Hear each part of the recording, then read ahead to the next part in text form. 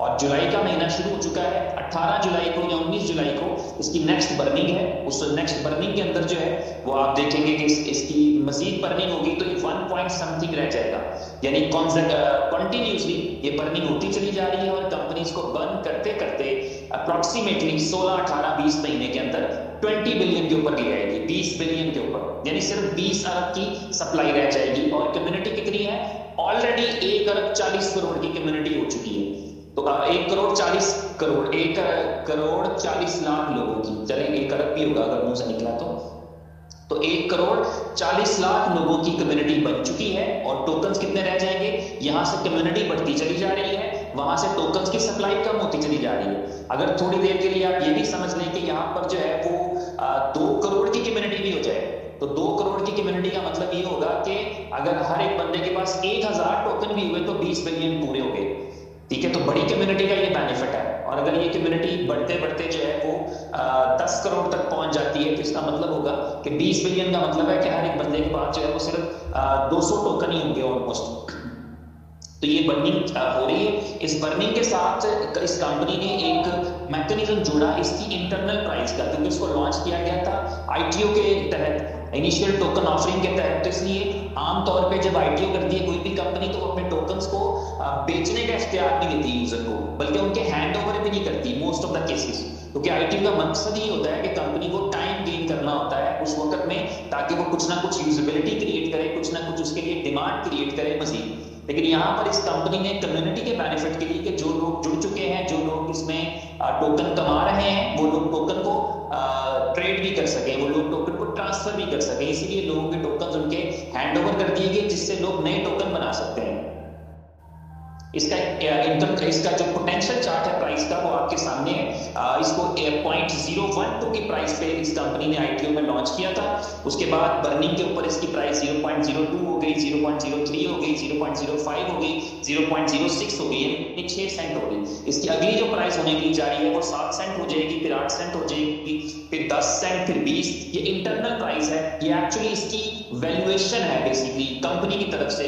और जब ये 2 सेंट की प्राइस पे 1 सेंट की प्राइस पे पहुंच जाएगा 16 महीने में, तो उसके नेक्स्ट मंथ के अंदर ये कंपनी इस टोकन को, BLF टोकन को $2 की प्राइस पे, यानी अगर कोई बंदा इस नेटवर्क के जरिए से $1 पे भी परचेज कर रहा होगा तो उसके पास ये अपॉर्चुनिटी रहेगी कि वो $2 की प्राइस के ऊपर इसको जो है वो ट्रेड कर सकेगा, इसको बेच सकेगा आउटर एक्सचेंजेस के अंदर।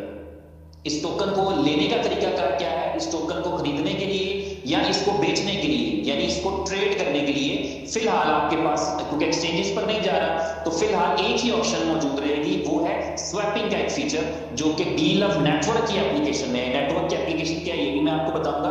तो BLF का एक स्वैपिंग फीचर रहेगा जिसके अंदर आप ट्रेड कर सकेंगे। इसमें बाय करने के लिए अगर आप स्वैप करना चाहें तो आपके लिए कोई लिमिटेशंस नहीं रहेगी, लेकिन अगर आप इसको सेल करना चाहें या ट्रेड करके, बेसिकली ट्रेड है, आप BNB देकर USDT ले सकते हैं या BUSD ले सकते हैं, या BUSD और USDT देकर आप BNB ले सकते हैं। तो ये दोनों ऑप्शंस आपके पास मौजूद रहेंगे इस एप्लीकेशन के अंदर स्वैप के फीचर की वजह से, जो कि ऑलमोस्ट रेडी है। ब्लॉकचेन की कुछ इंटरप्शंस रही हैं ईद से पहले, जिसकी वजह से ये अभी तक नहीं हो सका, लेकिन जैसे ही ब्लॉकचेन स्टेबलाइज हो जाएगी और उसके बाद आपको फौरी तौर पे ये फीचर मिल भी जाएगा। नियर फ्यूचर में इस कंपनी ने एक प्लान किया है कि इस टोकन को डिसेंट्रलाइज एक्सचेंज पे भी लिस्ट किया जाएगा, यानी सेंट्रलाइज एक्सचेंजेस पर नहीं जाएगा, डिसेंट्रलाइज एक्सचेंज पर जाएगा। ये भी एक तरह का एक पैरेलल सॉल्यूशन रहेगा। आपके इल्म में होगा कि बहुत सारे ऐसे लोग हैं जो कि प्राइस के ऊपर नहीं सोच रहे होते, जो चाहते हैं कि सिर्फ बिक जाए, क्योंकि जब हम स्वैपिंग की बात करते हैं तो स्वैपिंग के अंदर कोई लिक्विडिटी मौजूद नहीं होती, कोई लिक्विडिटी पूल मौजूद नहीं होता। स्वैपिंग और कंपनी ने जब नेटवर्क की एप्लीकेशन में देना है तो इसकी स्वैपिंग उसके स्टैंडर्ड प्राइस पे रहेगी, यानी अगर फॉर एग्जांपल आज में, कल में, 2 दिन में, 4 दिन में जब स्वैपिंग का फीचर मिल जाएगा तो आपके पास आप सिर्फ उसको 6 सेंट की प्राइस पे ट्रेड कर सकते हैं।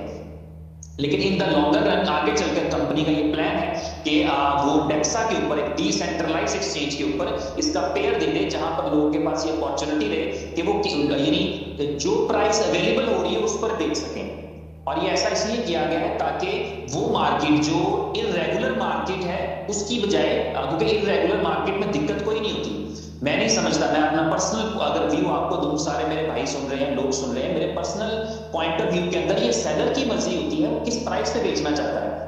आप किसी भी बंदे का अपना एसेट है, वो उसकी चॉइस है, वो किस प्राइस पे बेचना चाहता है। मैं एक नया फोन खरीदूं फर्ज करें 5,000 दिरहम का, और मैं उसको सुबह ही 1,000 दिरहम का बेचना चाहूं, तो ये मेरी चॉइस है। कोई मुझे इसके लिए मुजरिम या मुझे बेवकूफ जरूर कहा जा सकता है कि यार मैं इसको 4,000 पे बेच सकता था अगर मैं आधा घंटा इंतजार कर लेता क्योंकि बायर मौजूद था, मैं इसको 4500 का बेच सकता था क्योंकि 4 बायर मौजूद थे, मैं इसको 2,000 का बेच सकता था अगर मैं 10 मिनट इंतजार कर लेता, लेकिन मैंने नहीं इंतजार किया, मुझे अभी बेचना है और मौके पे एक बंदा मुझे 1,000 दिरहम दे रहा है तो मैंने बेच दिया, मेरी चीज थी। तो इस तरह ये आपका एसेट है, इसके अंदर बेचने वाले को कसूरवार नहीं कहा जा सकता, और ना मैं अपने तौर के ऊपर बायर को भी नहीं कहूंगा, लेकिन कंपनी इसको रेगुलेट करने के लिए, ताकि इसमें जो दिक्कत आती है वो ये आती है कि बहुत सारे स्कैमर्स एक्टिवेट हो जाते हैं। ऐसे लोग तो जो ट्रेड कर ही रहे हैं ना, जिनके पास टोकन था वो सस्ता बेचना चाहते हैं, जिनके पास टोकन खरीदना चाहते हैं, क्योंकि बायर की तो हमेशा ख्वाहिश रहेगी, दुनिया में बायर हमेशा लोएस्ट प्राइस पे बाय करना चाहता है, और ये एक्सचेंजेस पे यही होता है। आप एक्सचेंज पे चले जाएंगे, आपको बाइंग के ऑर्डर नजर आएंगे, बिटकॉइन का लोग 10,000 पे बाइंग का ऑर्डर लगा के बैठे हुए हैं कि शायद मिल जाए। 10,000 पे आता है कि नहीं आता, लेकिन लोगों ने लगा दिया। तो बायर तो नीचे वाली प्राइस पे खरीदना चाह रहा होता है, सेलर हायर प्राइस चाह रहा होता है, इसलिए सेलिंग पे पेंडिंग ऑर्डर बहुत नजर आएंगे आपको, जो आपको कहेंगे कि बीटीसी 30 का है लेकिन हमने तो 32 का बेचना, हमें तो 36 का बेचना, हमें तो 40 का बेचना है। तो दोनों साइड्स लगी होती हैं, लेकिन इस डेक्सा का पर्पस या डेक्सा पे BLF टोकन को इंटीग्रेट करने का जो पर्पस रहेगा वो ये रहेगा कि मार्केट को, इस सेकंड वाली मार्केट को भी रेगुलेट रखा जाए। जो स्वैपिंग कर रहे हैं उनके पास तो फीचर है ही है, लेकिन डेक्सा के ऊपर जो ऐसी मार्केट है जहां पर वो बंदा जिसके पास है ही नहीं टोकन लेकिन वो फिर भी बेच रहा है क्योंकि वो स्कैम करना चाहता है, वो लोगों को ऑफर कर रहा है कि मेरे पास बहुत ही चीप प्राइस पे है, मेरे से ले लो। और कोई ऐसा बंदा है जो खरीदना नहीं चाहता क्योंकि उसके पास यूएसडीटी है ही नहीं, लेकिन वो लोगों से कहता है मुझे बेच दो। ठीक है, तो ये दोनों किस्म की मार्केट्स हैं। दूसरी किस्म की मार्केट को एक अच्छे अंदाज में चलाने के लिए इसको लिस्ट किया जाएगा, लिक्विडिटी का पूल भी बनेगा, और इसमें आपको पता है लिक्विडिटी के बगैर होता है, जो भी डिसेंट्रलाइज एक्सचेंजेस हैं इसमें लिक्विडिटी पूल के बगैर नहीं होता। अभी फिलहाल मैं ये नहीं कह सकता कि इसमें कौन कौन लिक्विडिटी डालेगा, लेकिन हर एक के पास मौका रहेगा कि अगर वो लिक्विडिटी पूल में शामिल होना चाहे क्योंकि उससे पैसे बनते हैं तो उसमें पार्टिसिपेट भी कर सकते हैं, और बायर सेलर के लिए एक रेगुलर मार्केट आ जाती है, इवन के वो ओपन प्राइस पे ट्रेड कर सकता है जो प्राइस उस वक्त मार्केट में चल रही है। तो ये वाला जो डेक्सा है ये भी इसके अंदर जो है वो फीचर ऐड किया जाएगा बहुत जल्दी। कोई डेट नहीं है इसकी, लेकिन ये कंपनी के प्लान में है, प्रपोज्ड प्लान है, तो इसलिए मैंने कहा मैं आपके साथ शेयर कर दूं। और आफ्टर 500 डेज, मार्च में ये प्रोजेक्ट लॉन्च किया गया था। मार्च के 500 दिन के बाद कंपनी का व्हाइट पेपर कहता है, कंपनी का रोड मैप ये कहता है कि इस टोकन को दुनिया की 50 बड़ी एक्सचेंजेस पर और तकरीबन 100 के करीब बड़े क्रॉलर्स पर लिस्ट किया जाएगा $2 की प्राइस पे। तो आज हम इसको 5 सेंट पे बाय कर रहे हैं, 6 सेंट पे बाय कर रहे हैं, 7 सेंट पे बाय कर रहे हैं, या 2 सेंट पे बाय कर रहे हैं, 9 सेंट पे बाय कर रहे हैं, जिस भी प्राइस पर बाय कर रहे हैं, इवेंचुअली हम इसको अच्छी प्राइस पर बेच पाएंगे after 500 days from the launching date. तो जिसका लॉन्चिंग टाइम है, जो डेट है, वहां से लेकर 500 दिन के बाद ये कंपनी इसको लिस्ट करेगी।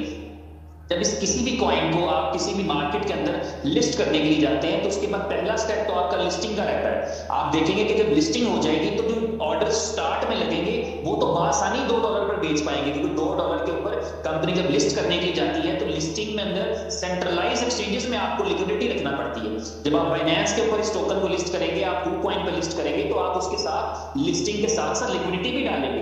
आप ऐसे नहीं बोल सकते कि मैंने बाइनेंस पे डाल दिया और मेरे पास लिक्विडिटी नहीं है। जब आप बाइनेंस पे लिस्ट करेंगे तो आप $2 मिलियन भी रखेंगे, आप KuCoin पे डालेंगे तो $1 मिलियन भी रखेंगे, आप दुनिया किसी भी एक्सचेंज पे डालेंगे तो आप लिक्विडिटी भी रखेंगे।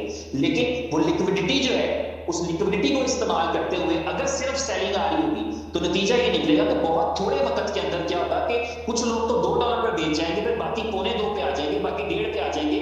करते करते नतीजा ये निकलेगा कि आपका प्राइस जो है वो बहुत कम रह जाएगा जिस प्राइस पर लिस्ट किया गया था।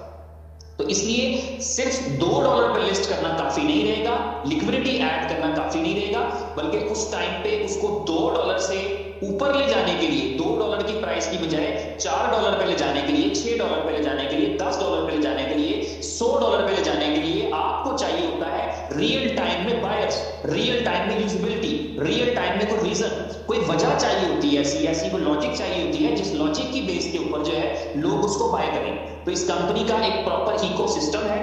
और मैं ये जो BFIC का तस्करा किया शुरू में, अमूमी तौर पे हम प्रेजेंटेशन में नहीं करते क्योंकि इसका अपेरेंटली कोई ताल्लुक नहीं बनता जाहिरी तौर के ऊपर, लेकिन उसका तस्करा इसलिए किया ताकि हमें ये समझ में मिले कि इस कंपनी के पास एक पास्ट हिस्ट्री मौजूद है, एक पास्ट एक्सपीरियंस मौजूद है, एक प्रीवियस वर्किंग मौजूद है, जिसकी वजह से ये इकोसिस्टम जो लोगों के पास सिर्फ कहानियों के हद तक मौजूद होता है, ये यहाँ का इकोसिस्टम जो है वो कहानी से निकलकर पेपर पर और पेपर से निकलकर कंप्यूटर पे, कोड्स पे, और कोड से निकल के इवन बहुत सारे प्रोजेक्ट्स बीटा वर्जन जिनके लॉन्च हो चुके हैं वहां तक पहुंच चुका है। तो अगले जो 400 दिन है, उन 400 दिन के अंदर इस कंपनी में सलाहियत मौजूद है कि अपने इकोसिस्टम के ज्यादा से ज्यादा प्रोजेक्ट्स को लाइव करके उसके लिए रियल टाइम में यूजिबिलिटी और डिमांड क्रिएट कर सके।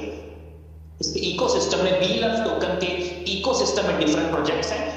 शुरू करने से पहले बता दूं कि इन तमाम प्रोजेक्ट्स के अंदर after 400 days BeLove token accept किया जाएगा।